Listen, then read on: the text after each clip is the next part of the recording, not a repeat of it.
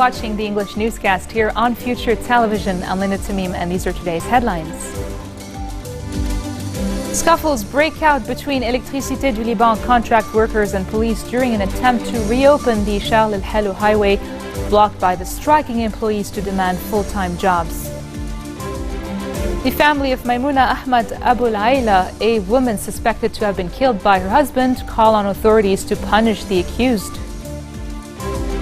And Syrian rebels reject claims that government forces and allies, including fighters from the Lebanese Hezbollah movement, have taken back parts of Aleppo recently captured by rebels. Scuffles broke out between Électricité du Liban contract workers and police during an attempt to reopen a vital Beirut highway blocked by the striking employees to demand full-time jobs. The workers had blocked the Charles El Helou highway located near the electricity company's headquarters in Mar Mikhail, causing a paralyzing traffic jam that lasted several hours. The skirmishes broke out after internal security forces failed to convince the protesters to reopen the road. Police then forcibly pulled them from the road, causing a number of injuries among the strikers. The highway was reopened around noon after about an hour and a half long police struggle to clear the vital route. The workers then moved their protests to Beirut's Verdun neighborhood outside the Civil Service Council to pressure the company into meeting their long-standing demands for full-time jobs. The family of a woman suspected to have been killed by her husband in northern Lebanon have called on authorities to punish the accused. The national news agency says a funeral for 20-year-old Maimouna Ahmad Abu Laila was held in the town of Layat in the Kisrwan district this afternoon. Her husband, 22-year-old Muhammad al-Tahish from the northern Akkar district, was accused of killing her at their home in Layat.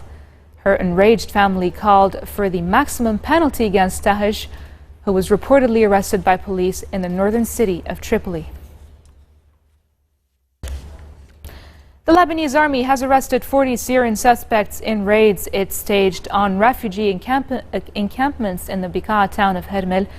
The national news agency says army troops and intelligence units carried out a wide-scale raid that began at 6 a.m. this morning, and that included the displaced encampments in the region of Hermel in Al-Tal, Hosh Sayed Ali and Al-Shawaghir.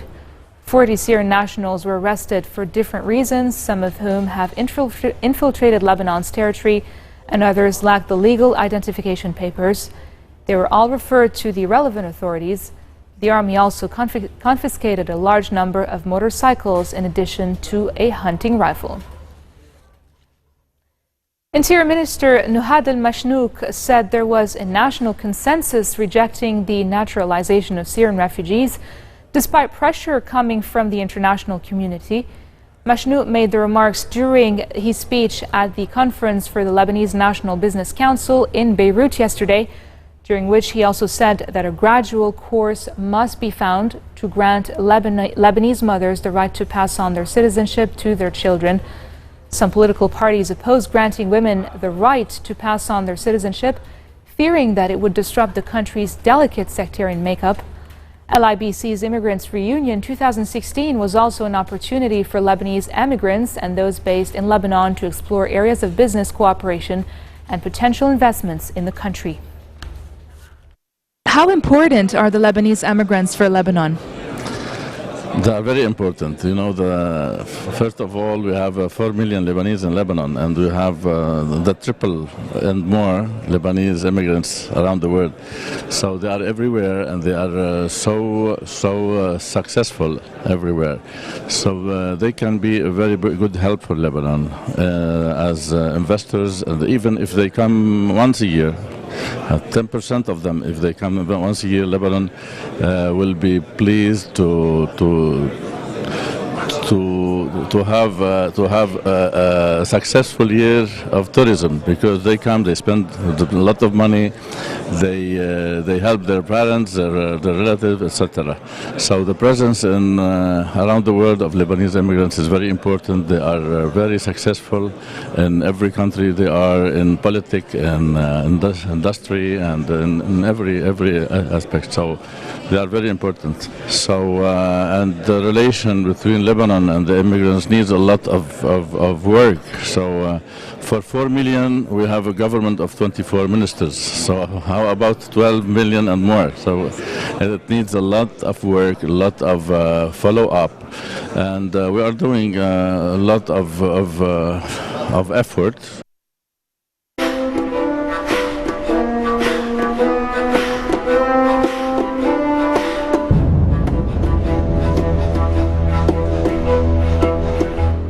Syrian rebels have rejected claims that government forces and allies, including fighters from the Lebanese Hezbollah movement, have taken back parts of Aleppo recently captured by rebels. A fighter in the Jaish al-Islam armed group said they were still in control of the flashpoint neighborhood of Ramosa on Tuesday evening, despite government attempts to recapture it. Syrian rebel groups said they were fighting to hang on to key areas in the northern city as government forces and allies escalated attacks. Fatah Halab, a coalition of national and local rebel groups, broke the government-imposed siege on the city over the weekend, along with Jaish al-Fatah, or the Army of Conquest. Senators in Brazil vote to indict suspended President Dilma Rousseff on charges of breaking budget laws. That's coming up next. Stay with us.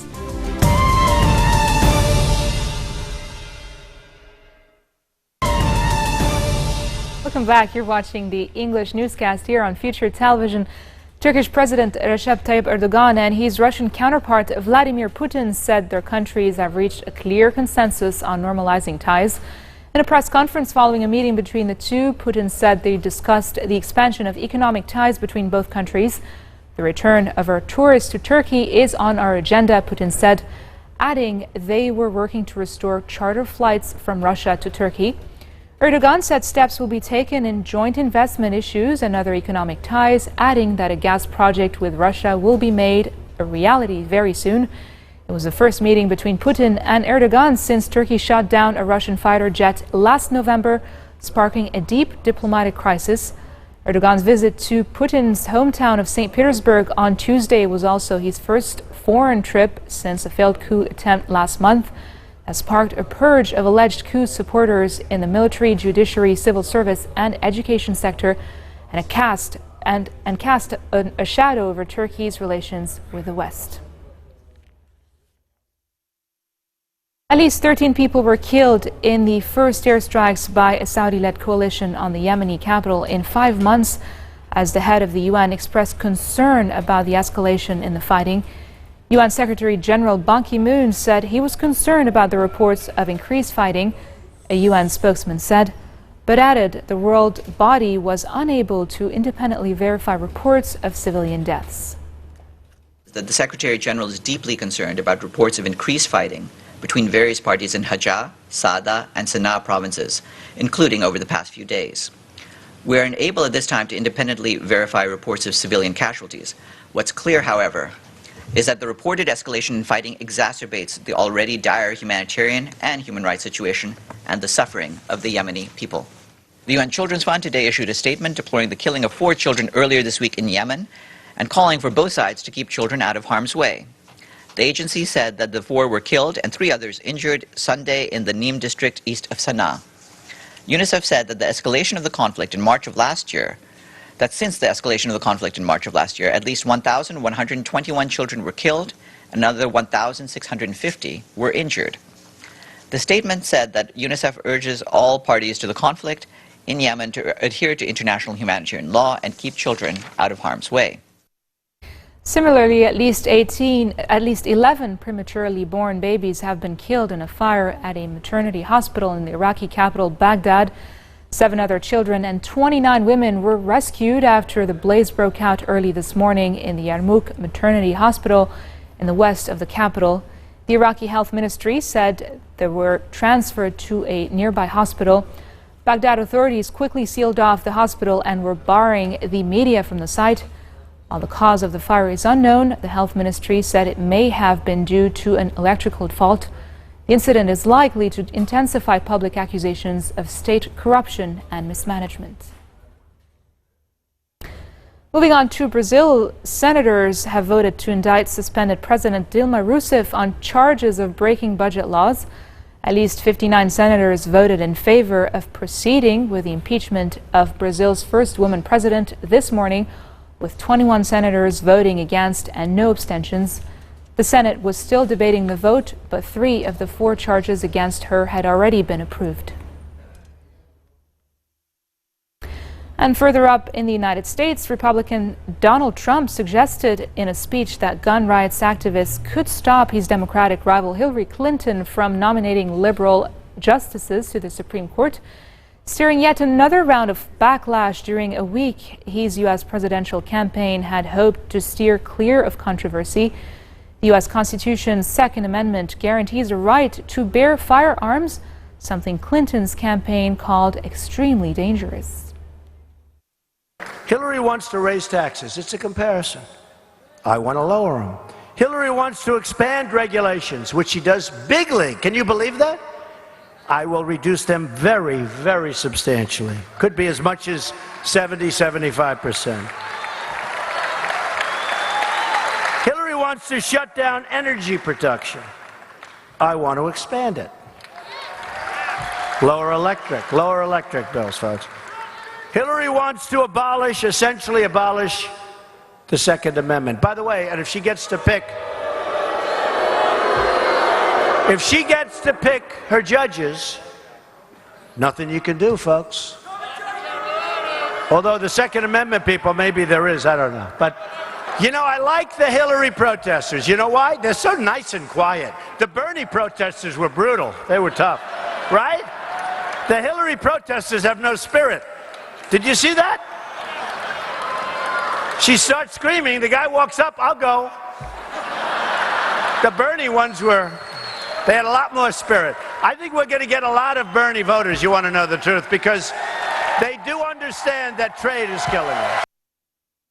This marks the end of our bulletin for today. Now for a reminder of our headlines. Scuffles break out between Électricité du Liban contract workers and police during an attempt to reopen the Charles El-Helou highway, blocked by the striking employees to demand full-time jobs. The family of Maimouna Ahmad Abu Laila, a woman suspected to have been killed by her husband, call on authorities to punish the accused.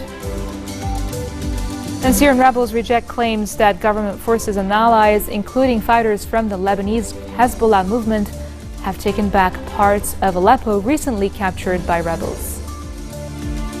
Those are your top stories for this Wednesday. I'm Linda Tamim, and I thank you all for tuning in.